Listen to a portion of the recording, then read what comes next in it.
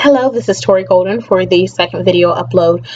The first question was the Iran-Contra discrepancy, was it something that was overblown, or was it something that had significance to the presidency?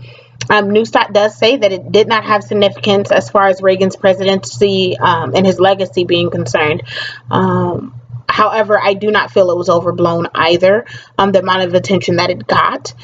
We did see that as a result of the happenings that were occurring, Reagan's popularity in polls did drop. He did get the backlash, despite the fact he didn't really have an idea of what was going on, because he trusted his advisors and his staff. So based off of that trust, he kind of allowed them to be able to do what they wanted to do, quote unquote.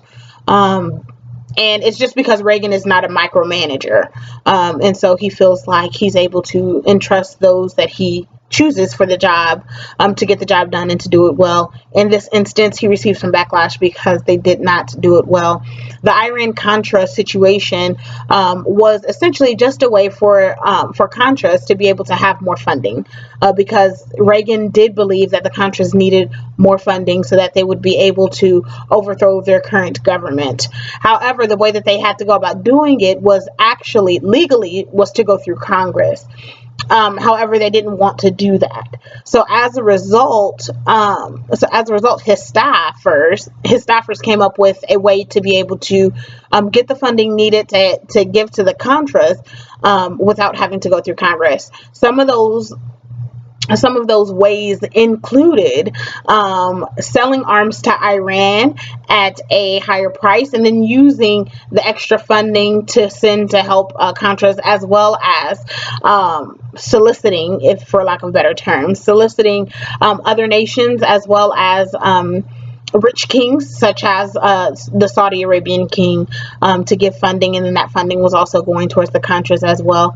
However, some decisions that were made were not made with Reagan in mind. Reagan did indeed solicit the King of Saudi Arabia, or the Prince of Saudi Arabia, and he did make the largest contribution, as Newstat said. However, the transitioning from one point to another, the different stages that Newstat mentioned, Reagan was not always included.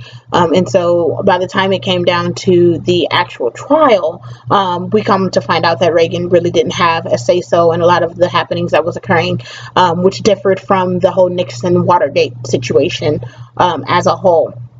As far as its implications on today, it still has great implications on today. Most recently, we saw the exchange of funds between President Obama and Iran. As a result, the hostages were being released, and that was one of the main things as far as the Iran-Contra situation, as well as that Iran was had some of our hostages. By receiving those arms, they were supposed to release hostages.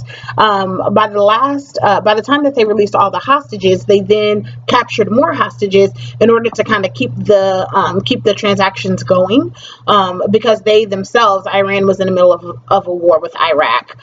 So most recently, when President Obama sent the money to Iran, and then the hostage was released, it was looked at as another kind of Iran-Contra situation where we were paying a ransom, when in fact it really wasn't the case, because in January they had already stated that there was some monies that the United States indeed owed Iran, because Iran had paid for some arms and they didn't receive the arms. And so it gets a little murky in that, but there is a possibility that it wasn't really for ransom. But once again, the way that it looked as though it was for ransom, which of course has its parallels to the Reagan-Iran-Contra situation as well.